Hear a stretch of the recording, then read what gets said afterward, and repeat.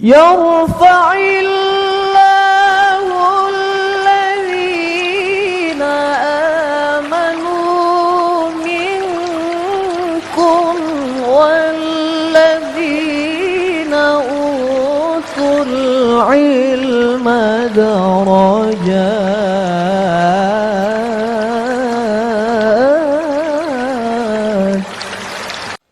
Surah Al-Maidah ayat 29. A'udzu billahi minasy syaithanir rajim. Aku berlindung kepada Allah dari godaan syaitan yang terkutuk.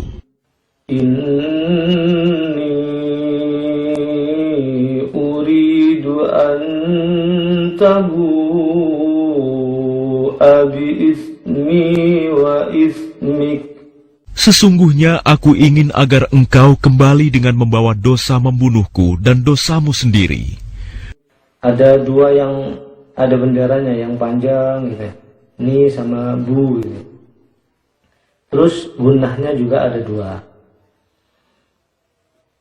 Inni uridu an tabu'a bi ismi wa ismik. Sesungguhnya aku ingin agar engkau kembali dengan membawa dosa membunuhku dan dosamu sendiri. Fatakuna min ashabin nar. Maka engkau akan menjadi penghuni neraka. Fatakuna min ashabin nar. Maka engkau akan menjadi penghuni neraka. وَذَلِكَ جَزَاءُ الظَّالِمِينَ. Dan itulah balasan bagi orang yang zalim. وَذَلِكَ جَزَاءُ الظَّالِمِينَ. Dan itulah balasan bagi orang yang zalim. Baik, kita artikan. Ni-nya panjang. Sesungguhnya aku. Kalau ni-nya panjang itu ada aku ya. Aku siapa maksudnya ini? Anak Adam yang dibunuh itu. Habil ya. Uridu ingin ya. Sesungguhnya aku ingin.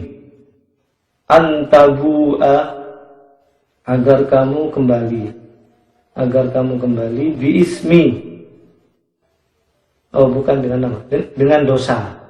Nah, kalau dengan nama itu bukan pakai sa, tapi pakai sa, ya, yang kayak suri itu, kayak sisir. Ya, biismi kalau pakai sa itu dosa ya. Kalau nama itu pakai apa namanya? Pakai sa biasa ya, pakai sin ya. Ini sa. Bi ismi dengan dosaku, wa ismika dan dosamu. Fatakuna maka engkau akan menjadi min dari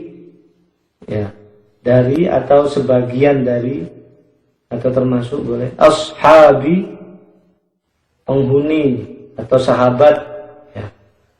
Sahabat karena ada kan sahibul bait kan, penghuni rumah, yang punya rumah. An-nar neraka.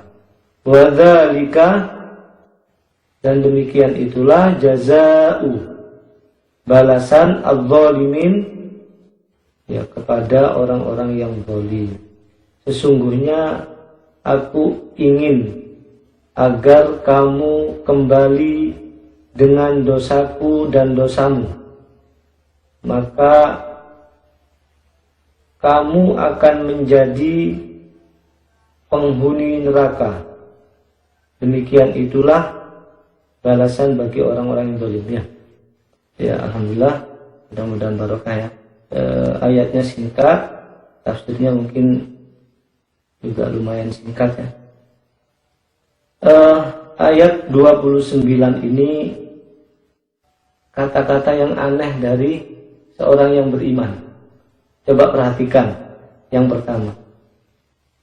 Sesungguhnya aku ingin agar kamu kembali dengan membawa dosaku dan dosamu. Ya masa orang mukmin ngomong gitu. Kira-kira kalau ini pengertiannya hanya letterlek begitu, rasanya nggak pantas ya. Loh, orang beriman kok ngomong gitu ke saudaranya ya. Ini kan perkataannya Habil kan. Ya nanti insya Allah ada dalam tafsirnya. Makanya Al-Quran itu nggak bisa dipahami sendiri ya. Harus pakai ulama ya. Seperti mendoakan kejelekan bagi saudaranya. Iya enggak? Kan mestinya kan mendoakan hidayah kan yang benar kan? Ilingo, cok ngono kan gitu. Nah ini enggak. Nah, aku ingin kamu nanti kembali ke Allah dengan membawa dosa-dosaku dan dosa-dosamu. Maka kamu nanti akan menjadi penghuni neraka. Berkata seperti itu anak Adam yang bernama Habil, anak yang soleh ini. Baik, kita masuk langsung ke tafsir.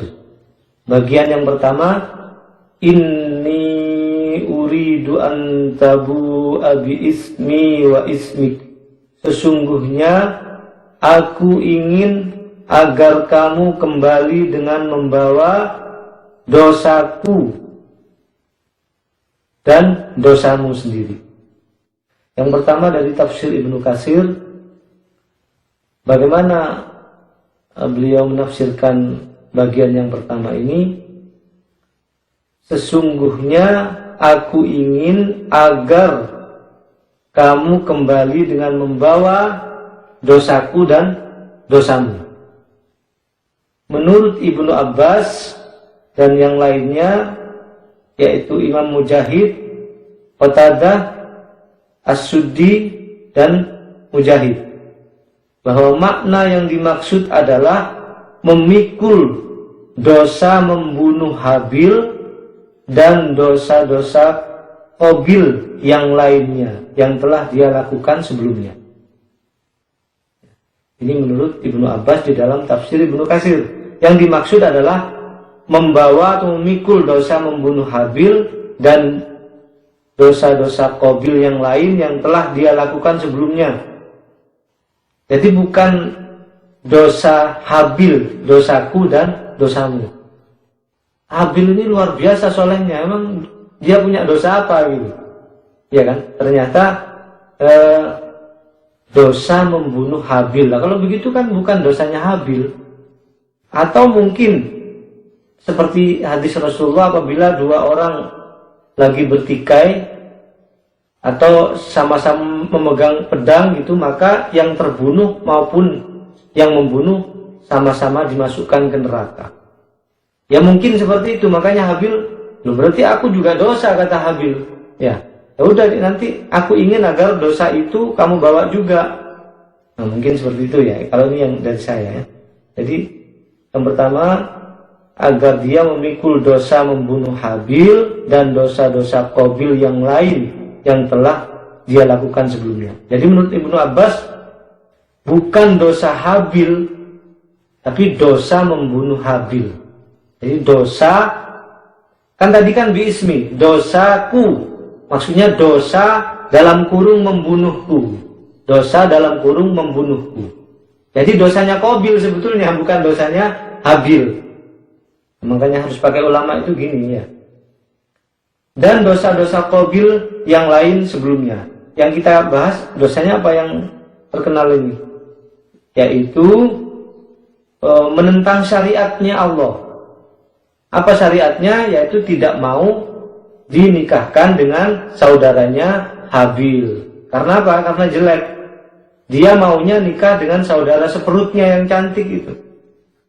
Dia nggak mau dengan syariatnya Nabi Adam, ya, nggak mau dengan syariat yang sudah Allah tetapkan.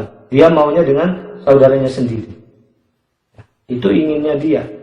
karena keinginannya itu nggak sama dengan syariat, maka dia tentang itu syariat.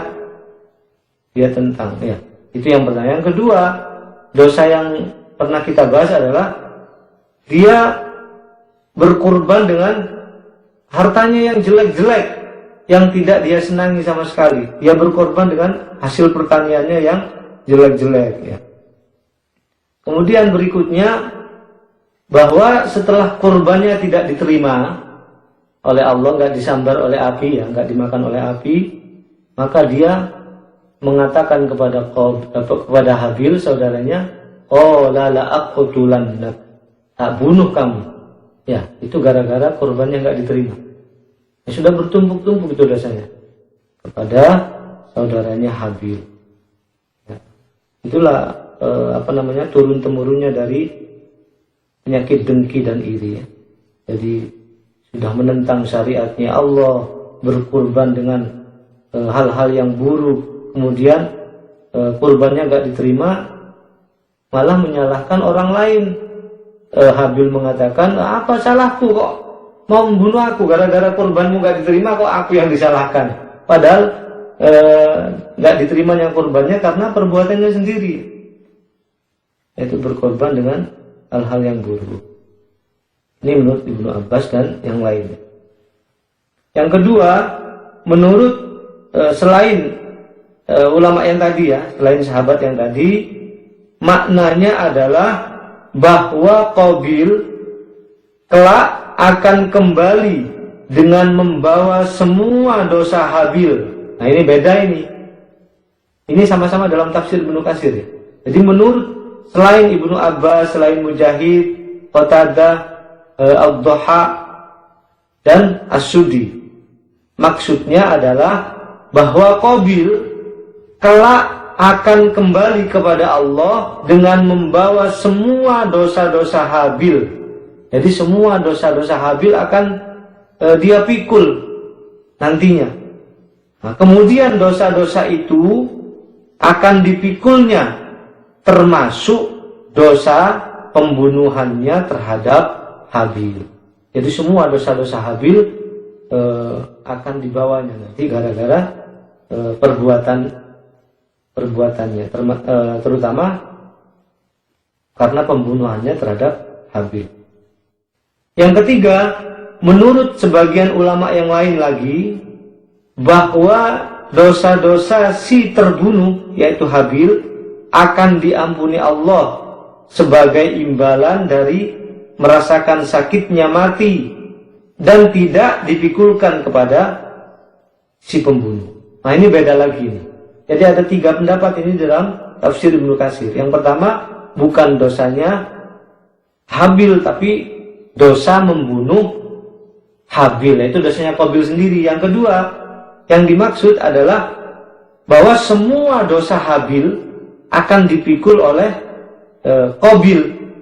Yang ketiga, menurut yang lainnya lagi, yang dimaksud adalah bahwa dosa-dosa Habil, dosa-dosa yang terbunuh, akan diampuni semuanya oleh Allah sebagai imbalan dari merasa sakitnya mati. Dan dosa itu, dosa Habil tidak dipikulkan kepada Qabil. Nah, ini beda-beda pendapatnya. Mana yang benar, ya? Allahu a'lam, ya. Baik, kita pindah kepada tafsir At-Tabari. Inni uridu an tabu'a bi ismi wa ismik. Sesungguhnya aku ingin agar kamu kembali dengan dosaku dan dosamu. Maksudnya adalah aku ingin kamu kembali dengan dosaku karena kamu membunuhku, dan kembali dengan dosamu karena telah bermaksiat kepada Allah dan maksiat-maksiat lainnya. Dan ini yang meriwayatkan banyak sekali yang meriwayatkan makna seperti ini di dalam tafsir At-Tabari. Saya hitung sampai ada 6 riwayat. Yang kedua, maksudnya adalah aku ingin kamu kembali dengan membawa dosaku, sehingga kamu akan menanggung dosa-dosaku tersebut dan termasuk dosamu karena membunuhku. Ini dari Mujahid. Cuman Imam At-Tabari itu meragukan pendapat ini karena hanya ada satu riwayat. Jadi maksudnya dosanya Habil akan ditanggung oleh Qabil karena dia membunuh. Sungguh aku tidak ingin membunuhmu, oleh karena itu dosa yang akan aku bawa jika aku ingin membunuhmu, aku berharap akan kamu bawa bersama dosamu karena membunuhku. Nah, ini sebagai hadis yang saya katakan tadi. Jadi biismi, dengan dosaku, adalah dosa yang dikhususkan kepadaku karena kesalahan-kesalahan yang telah aku perbuat. Habil maksudnya.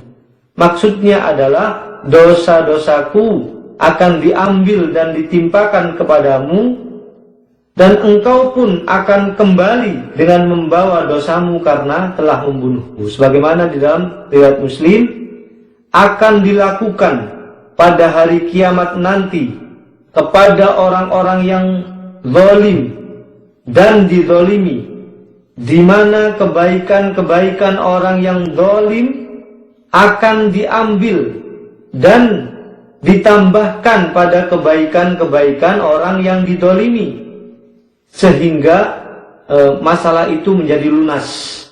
Jika orang yang zalim tidak memiliki kebaikan lagi, maka dosa-dosa orang yang dizalimi akan diambil dan ditimpakan kepada orang yang zalim itu. Pernah dengar ya, sering saya kira ini di sini disampaikan, yang dikenal dengan muflis, orang yang bangkrut. Allah berfirman di dalam surah Al-Ankabut ayat 13, "Wala yahmilunna athqalahum wa athqalam ma'a athqalihim." Sesungguhnya mereka akan memikul beban dosa mereka dan beban dosa-dosa lain di samping beban-beban dosa mereka sendiri. Maksudnya adalah bahwa Qabil akan memikul dosa-dosa pembunuhan terhadap Habil dan dosa yang engkau lakukan sebelum membunuhku, kata Habil. Di dalam riwayat Bukhari, tidaklah seseorang dibunuh secara zalim kecuali anak Adam atau Qabil mendapatkan dosa dari darah yang dibunuh, sebab dialah yang pertama kali melakukan pembunuhan. Ini dosa jariah. Selama ada orang melakukan pembunuhan, maka si Qabil ini akan mendapatkan bagiannya. Makanya jangan pernah melakukan kejelekan, karena apabila kejelekan kita itu ditiru oleh orang lain, kita akan mendapatkan bagiannya. Yang ketiga, ini di dalam tafsir Al-Qurtubi ya. Maksudnya adalah sebuah pertanyaan atau istifham. Artinya dengan nada ingkar. Artinya apa? Habil tidak ingin Qabil kembali dengan dosa-dosa tersebut, karena menginginkan terjadinya pembunuhan adalah kemaksiatan. Nanti ya, jadi sebetulnya yang dimaksud oleh ayat itu adalah sebaliknya bahwa Habil tidak ingin Qabil kembali. Tadi kan sesungguhnya aku ingin agar kamu kembali dengan dosaku dan dosamu, kan itu. Nah, ini menurut di dalam tafsir Al-Qurtubi maksudnya nggak gitu, justru itu adalah sebuah pertanyaan atau istifham. Sebetulnya dia adalah kebalikannya dari pernyataan itu, yaitu Habil atau yang terbunuh itu tidak ingin saudaranya kembali dengan dosa-dosa tersebut, karena menginginkan terjadinya pembunuhan itu adalah kemaksiatan. Ya. Ini di dalam tafsir Al-Qurtubi. Abu Al-Hasan, masih dalam tafsir Al-Qurtubi, Abu Al-Hasan ditanya, bagaimana mungkin seorang mukmin menginginkan saudaranya melakukan kemaksiatan dan masuk neraka? Nah, ini kan nggak pantas kan? Nah, ini betul, ini pertanyaan ini. Maka Abu Al-Hasan menjawab, keinginan itu timbul setelah tangan sang mukmin, maksudnya Qabil bergerak untuk membunuh saudaranya. Kalau membunuh itu kan nggak tiba-tiba aja kan. Pertama biasanya kan dicungkrak-cungkrak gitu kan biasanya kan. Biasanya pertama kan kalau orang mau belut itu kan gitu kan. Ayo mukul duluan kan gitu biasanya. Nah, ketika ada gerakan-gerakan seperti itu, maka Habil ini mengatakan seperti itu, aku ingin agar kamu kembali dengan dosaku dan dosamu. Kalau mungkin kalau bahasa kita itu, awas loh ya, kok kamu dosa loh ya, kan ojo ngono, aku dosa loh, kok malah kalau di akhirat itu akan memikul dosaku dan dosamu kan. Mungkin diweten-weteni gitu mungkin ya. Beliau juga ditanya, Abu Al-Hasan maksudnya, kenapa Habil mengatakan dengan membawa dosaku dan dosamu? Dosa apa kiranya yang dipunyai oleh Habil? Toh dia yang dibunuh. Ini Abu Al-Hasan ditanya seperti ini. Maka Abu Al-Hasan menjawab dengan 3 jawaban. Yang pertama, agar kamu kembali dengan membawa dosa membunuhku dan dosamu sendiri, yang karenanya kurbanmu tidak diterima. Ini jawaban yang pertama. Yang kedua, agar kamu kembali membawa dosa pembunuhan terhadapku dan dosa permusuhanmu terhadapku. Jadi maksudnya adalah membawa dosa pembunuhan dan dosa permusuhan, yaitu iri dan dengki, meski dia tidak melakukan pembunuhan. Andaikan nggak melakukan pembunuhan, tetap akan membawa dosaku dan dosamu karena permusuhannya terhadapku. Kalau mau lebaran itu kan sering diutarakan hadis itu. Kalau nggak minta maaf kepada yang kita dengki, maka dia akan menjadi orang yang bangkrut kan. Kebaikan dari orang yang mendengki itu akan diambil oleh orang yang didengki. Jawaban yang ketiga dari Abu Al-Hasan adalah, jika Qabil menggerakkan tangannya kepada Habil untuk membunuhnya, maka Qabil telah berdosa. Oleh karena itu Habil berpendapat bahwa jika ia tidak melawan perbuatan tersebut, maka dosanya akan kembali kepada pelakunya, yaitu Qabil. Nah, ini tafsir Al-Qurtubi. Saya bawakan 3 tafsir, yaitu Ibnu Katsir, At-Tabari, dan tafsir Al-Qurtubi. Bagian yang pertama ya. Inni uridu antabu'a bismi wa ismi. Bagian yang kedua adalah fatakuna min ashabin nar. Maka kamu akan menjadi penghuni neraka. Maksudnya bagaimana? Nah, di tafsir Ibnu Katsir beliau tidak menafsirkan bagian ini, hanya Al-Qurtubi dan At-Tabari yang menafsirkan. Dari tafsir Al-Qurtubi maksudnya adalah bahwa hal ini menunjukkan Qabil adalah orang kafir. Qabil adalah orang kafir. Kalau bukan orang kafir kan nggak akan menjadi penghuni neraka kan? Maksudnya selama dia berada di dalam neraka, dia akan menjadi orang kafir. Di dalam tafsir At-Tabari maksudnya adalah dikarenakan kamu membunuhku, maka kamu termasuk penghuni neraka dan menjadi kayu bakarnya yang kekal di dalamnya. Ternyata ada ya di dalam tafsir Ibnu Katsir, saya balik ini ternyata catatannya. Maksudnya adalah bahwa Habil menakut-nakuti Qabil dengan siksaan neraka, tetapi dia tetap tidak takut dan tidak menghiraukannya. Ini diriwayatkan oleh Ibnu Abbas ya, dalam tafsir Ibnu Katsir. Kamu akan menjadi penghuni neraka. Maksudnya adalah bahwa Habil menakut-nakuti Qabil dengan siksa neraka. Awas lo ya, nanti kamu masuk neraka lo kalau berbuat kayak gitu. Tetapi Qabil ini tetap tidak takut dan tidak menghiraukannya. Kenapa? Karena Qabil ini sudah dikuasai oleh hawa nafsunya. Kita ingat-ingat kan bahwa hawa nafsu itu kuat tapi bodoh, gitu ya. Mau diingatkan kayak apapun orang namanya bodoh, ya. Dan kuat, ya. Dia tetap nggak takut. Nah, oleh karena itu setan itu selalu menggunakan nafsu itu untuk menguasai manusia. Ini bahaya nih kalau sudah hawa nafsu itu kita tidak menguasai hawa nafsu, maka setan yang akan menguasai hawa nafsu itu. Jadi pilihannya cuma dua, kita yang dikuasai hawa nafsu atau kita yang mengendalikan hawa nafsu itu. Hati-hati terhadap hawa nafsu, apalagi hawa nafsu itu sudah ditunggangi oleh setan. Bagian yang ketiga adalah yang terakhir, wadzalika jazaa'udz dzalimin. Demikian itulah balasan bagi orang-orang yang zalim.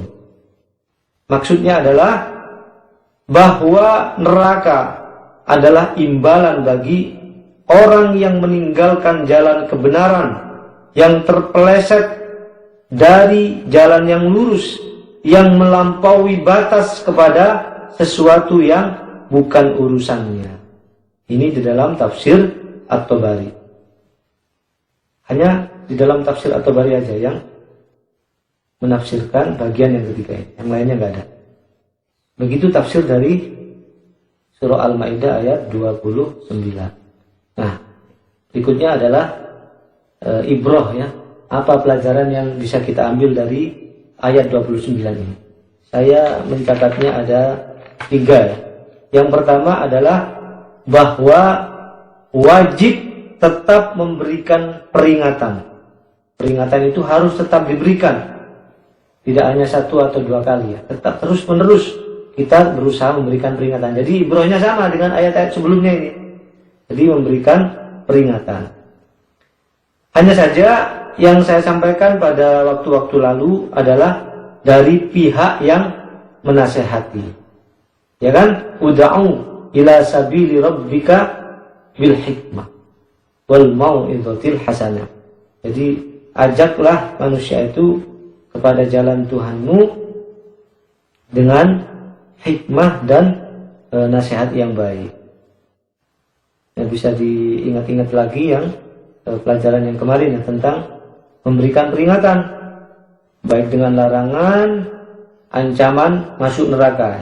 Ya, di dalam pagi ini atau pada pertemuan ini saya ingin mengutarakan dari pihak yang dinasehati. Jadi ada 2, ya. Kalau memberikan peringatan itu ada yang mengingatkan dan ada yang diingatkan. Bagaimana seharusnya menjadi pihak yang diingatkan? Bahwa menerima nasihat dan masukan dari orang lain adalah merupakan akhlak yang mulia. Menerima nasihat dan masukan dari orang lain merupakan ciri akhlak yang mulia, ciri kebersihan hati, dan tanda bahwa orang tersebut adalah tawadu atau rendah hati. Itu kalau menerima. Sebaliknya orang yang sombong apabila dinasehati bukannya menerima, tapi dia malah akan melawan dan membangkang. Allah berfirman di dalam surah Al-Baqarah ayat 206. Wa idza qila lahu ittaqillaha akhadathul 'izzatu bil itsm fahasbuhu jahannam wa la bi'sal mihad. Apabila dikatakan kepadanya, bertakwalah kepada Allah, maka bangkitlah kesombongannya untuk berbuat dosa, maka pantaslah baginya Jahannam, dan itu adalah tempat tinggal yang terburuk. Ini ciri orang-orang yang sombong begitu. Jadi kalau dinasihati, takutlah kepada Allah, bukannya malah takut tapi malah tambah sombong. Dari riwayat Al-Baihaqi dari sahabat Ibnu Mas'ud, sesungguhnya termasuk dosa yang paling besar adalah ketika seseorang berkata kepada saudaranya, takutlah kamu kepada Allah, maka dia menjawab, urus saja dirimu, ngapain nyuruh-nyuruh aku. Nah, ini dalam riwayat Al-Baihaqi. Ini susah ya, kalau hati itu sudah keras ini susah untuk dinasehati. Ya bukannya malah sadar, tapi malah muncul kesombongannya. Orang yang mau menerima nasihat menunjukkan bahwa dia suka dengan kebaikan, dia senang dengan kebaikan. Karena dengan mendapatkan nasihat, ia menjadi tahu sisi kekurangannya, yang mana hal tersebut biasanya lebih bisa diketahui dan dibaca oleh orang lain daripada dirinya sendiri. Betul kan? Kalau kita keburukan-keburukan kita itu justru orang lain yang lebih tahu. Kita malah merasa benar saja kan. Biasanya kan begitu. Nah, Rasulullah juga adalah sosok yang senantiasa senang menerima nasihat, saran, dan masukan dari para sahabatnya. Ini panutan kita seperti itu. Bahkan beliau juga tidak sungkan untuk meminta nasihat, meminta masukan kepada para sahabatnya. Banyak riwayat-riwayat yang menerangkan tentang ini. Menerima nasihat itu memang berat. Nah, sebabnya kenapa? Yang pertama, dia merasa lebih tinggi. Sebab yang pertama, kenapa menerima nasihat itu berat bagi kita? Yang pertama, kita merasa lebih tinggi daripada yang menasehati kita. Lebih tinggi apanya? Mungkin lebih tinggi jabatannya, mungkin lebih tua umurnya, sehingga kalau dinasehati yang lebih kecil atau lebih muda itu, loh awakmu iku apa gitu. Atau anak menasihati orang tua, mungkin kamu itu ngerti apa kan. Jadi karena merasa apa? Merasa lebih tua atau merasa lebih tinggi jabatannya. Yang kedua, kenapa kok berat menerima nasihat? Karena merasa lebih hebat. Ya, merasa lebih hebat dan lebih tahu. Lebih hebat gelarnya mungkin ya. Mungkin yang menasihati kita itu lulusan SMP ya. Kita gelarnya sudah insinyur. Ya, gengsi lah dinasihati anak SMP kan gitu. Padahal nasihat itu nggak memandang gelar kayak gitu ya. Atau merasa lebih tahu, lebih banyak ilmunya. Susah menerima nasihat. Sebetulnya banyak ya sebab-sebabnya. Tapi sebab intinya apa? Sebab intinya adalah bahwa orang susah dan berat menerima nasihat itu karena kerasnya hatinya, ya, kerasnya hatinya, atau hatinya mungkin sudah mati, ya. Sebagaimana di dalam surah Al-Baqarah yang terkenal, bagaimana khatamallahu ala qulubihim wa ala sam'ihim wa ala absarihim wishawah wa lahum adzabun adzim, ya. Atau di ayat sebelumnya juga, innal ladzina kafaru sawa'un 'alaihim ha'andartahum am lam tunzirhum la yu'minun. Sesungguhnya orang-orang yang kafir itu diingatkan atau tidak diingatkan, tetap saja mereka gak akan percaya. Karena kerasnya hati itu, sebab sebetulnya itu adalah itu.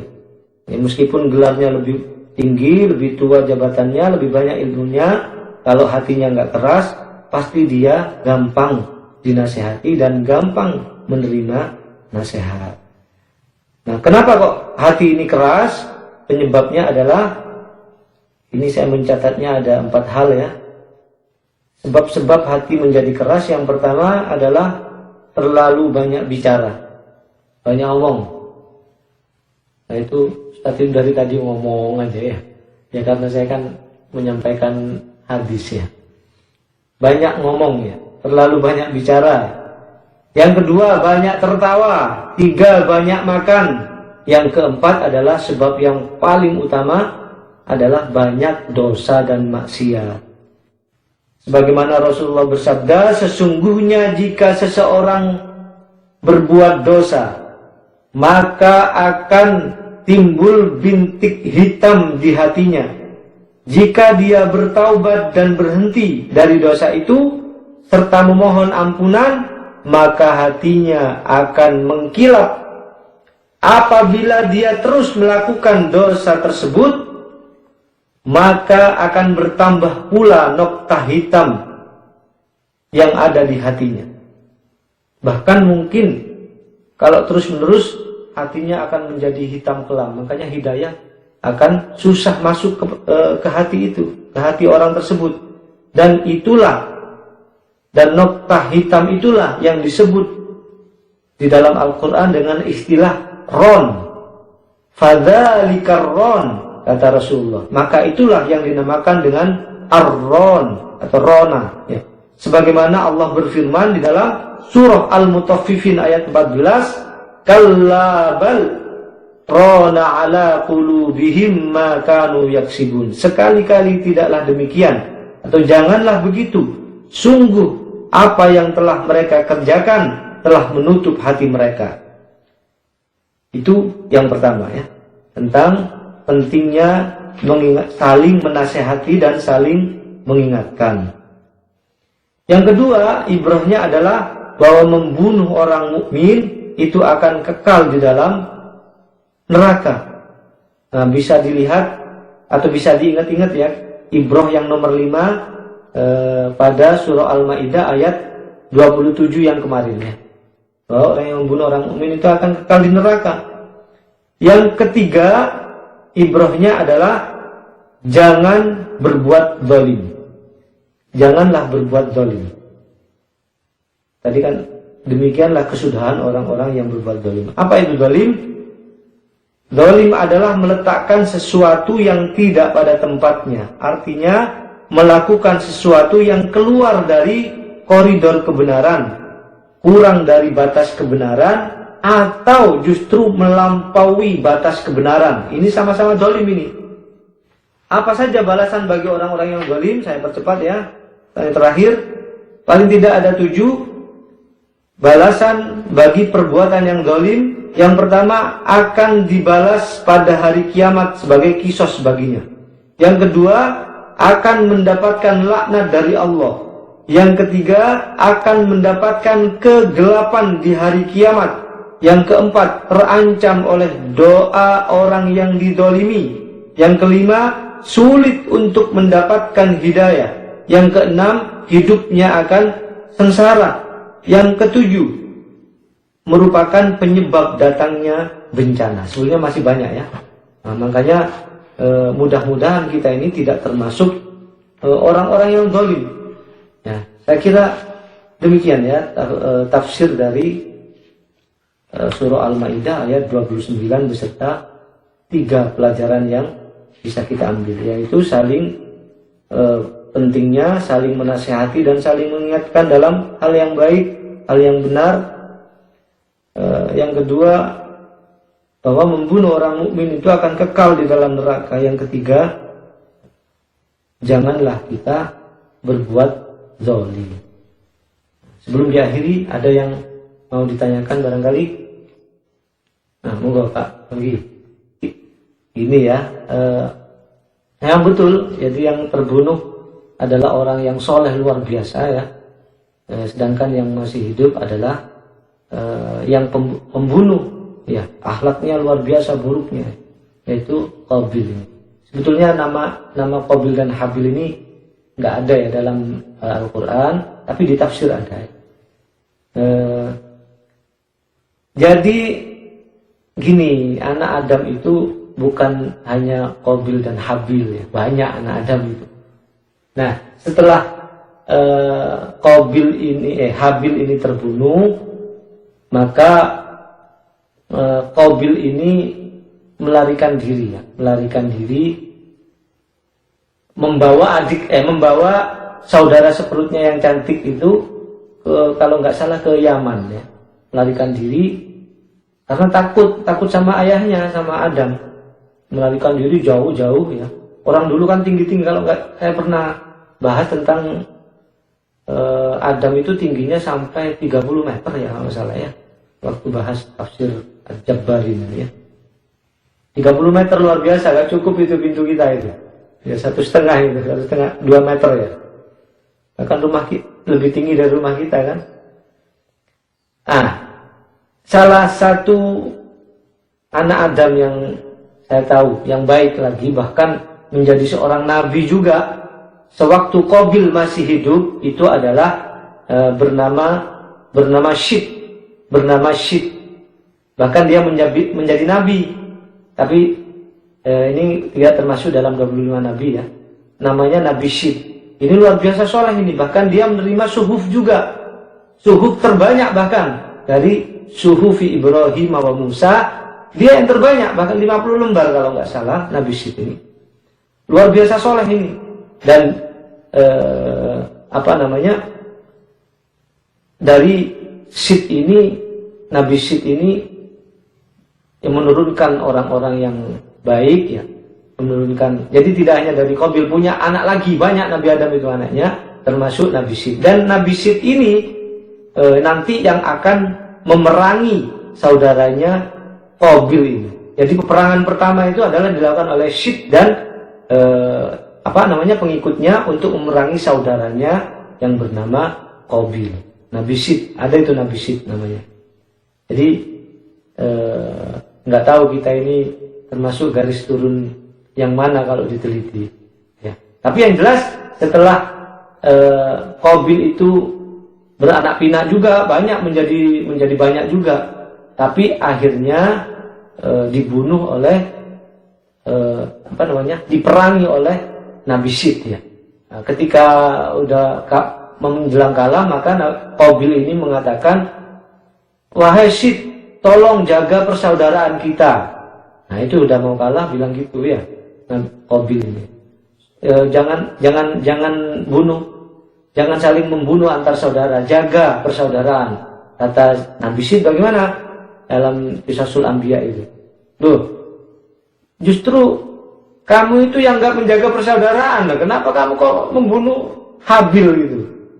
Nah, saya disuruh sama Rasul, sama Allah untuk memerangi kamu. Banyak ya, tidak hanya dari Qabil Pak Panggi ya.